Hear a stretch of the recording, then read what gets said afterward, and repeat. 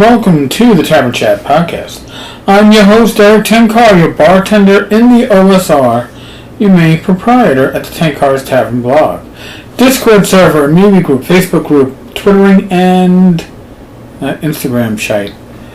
So, I'm experimenting with a new microphone, which in the long run should allow, hopefully, the way it's set up, that Rich and I can appear as like separate, audio channels, like left and right, or front and back, whatever. Maybe we'll appear as stereo. Hopefully it's clearer. Hopefully with the AC off, you're not getting all that background noise. Now, what's in the news today? I hate saying this, but if you go to N-World, they have an article on Paizo. Apparently, Paizo had a new police-themed adventure path that they were working on since last year. And Paizo, the article says they apologize. I think that apologizing for it might be too big a word, but they kind of, I guess they do disown it. But it's written, it's going to be 6 parts long for Pathfinder 2, and you put that much work into it, right? You have to use it. Agents of Edgewatch is an upcoming adventure path for Pathfinder in which the players take on the roles of police. Wow. How evil is that? The players take on murder, instead of being murder hobos, right? Which means that your players are killing shit and taking their stuff. At best they're vigilantes. Instead, they are members of the town watch. And as it was apparently imagined, the initial press release, players assume the role of fresh recruits of the Edge Watch, the newest division of Absalom's City Watch, tasked with fighting crime during this year's Radiant Festival, a grand ceremony, gathering of exhibitions and wonders from around the world that this year celebrates the grand reopening of Absalom's treacherous precipice quarter, long a ruined haven of monsters and criminals. Oh my! I guess the parallels run deep on this one. Soon after taking on the new beat, the detectives learn that the fair has attracted not only cut purses and vandals, but also poisoners, ransomers, and even a sadistic serial murderer. And it's up to the agents of Edgewatch to crack the case and bring these villains to justice. And then we have so that was the initial press release, I guess, the initial selling point.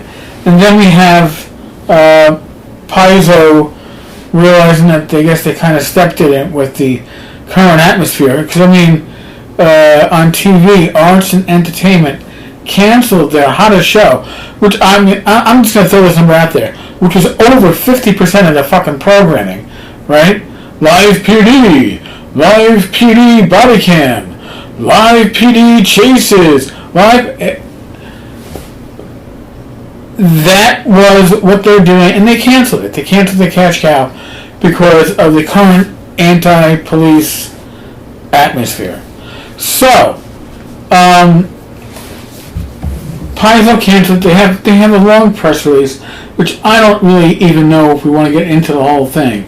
But when we began work early last year on Agents of Edgewatch, we conceived of the adventures as a pseudo-Victorian crime drama in which a party of Sherlock Holmeses would bring a cult of sinister murderers to justice against the backdrop of a World's Fair-style celebration in Absalom, the huge city at the center of the Pathfinder world. Along the way, we dabbled in some buddy cop movie tropes and used the player's role as new and idealistic town guards as a framing device for a tour of the city as they attempt to thwart the evil cult's machinations. That actually sounds interesting. In our heads, this was a classic detective story, not a chance for players to act out power fantasies of being militarized police officers oppressing citizens. As publisher, I was confident we could steer it well clear of egregious parallels to modern police violence and handle the material responsibly. But there's more to it than that, and you hadn't realized, no doubt, a result of my own privilege.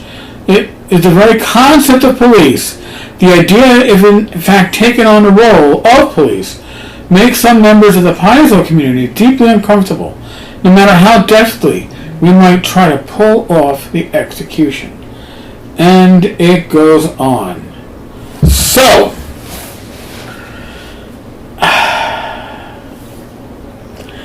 it's a strange world we live in. It really is. Now, my listeners who don't realize this, I did 20 years in the NYPD, my first 6 as a cop, last 14 as a sergeant. I started my career in the South Bronx, and it was the best place I could have been in. Not only did I learn to be a cop, I learned about the people of the South Bronx, the citizens. And I'll be honest with you, I don't think I really had a bad interaction in the South Bronx. I had bad interactions when I got promoted to a sergeant, and I worked in the area of Columbia University, West Harlem, and it was with the, forgive me for saying this, the entitled white people who didn't want their kids socializing or saying hello to the police, even on Christmas Day, when myself and my driver were giving out candy canes. Weird. So yes, the world is topsy-turvy. I left out of internal affairs, so I am not going to tell you. I'm not going to blow smoke up your ass and tell you that all cops are good. No. Like every profession out there, we have dirty cops. And the problem with dirty cops is they have authority, they have responsibility, they have a badge and a gun. And if they're dirty, if they're shit, yes, they're fucking dangerous. They're dangerous to the community, they're dangerous to fellow cops, they're dangerous to the reputation of the good cops. So I'm not going to say it isn't out there. But I think that Paizo's reaction, I mean, again, when your players go into a dungeon, right, what are they thinking of doing? Killing shit and taking their stuff, right? I would think that if they were playing the town watch, they would be a bit more restrained. They've got responsibility. They have people looking over their shoulder. It's usually why town or city adventures are always tougher to run, because your players had to be more restrained.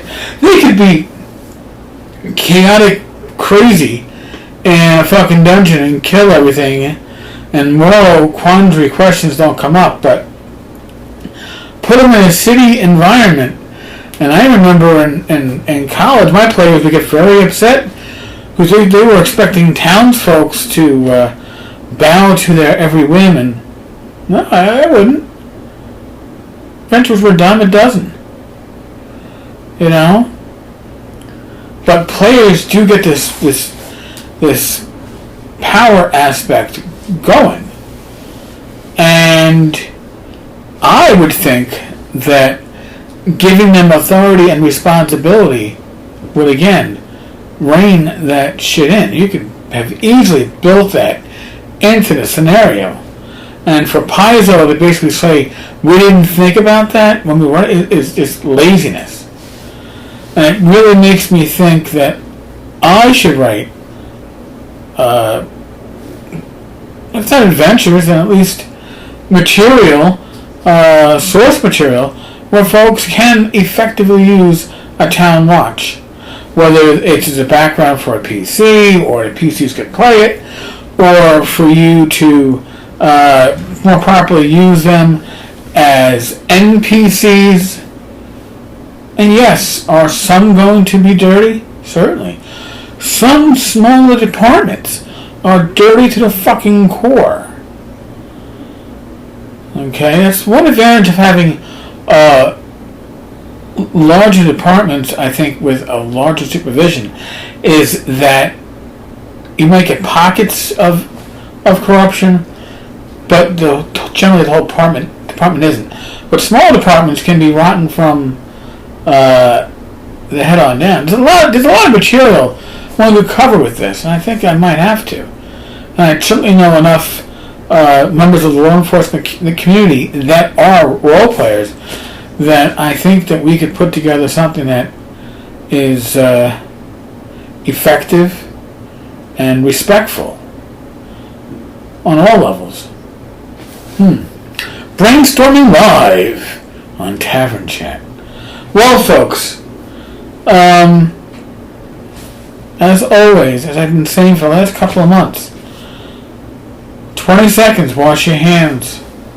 Scale gel, soap and water.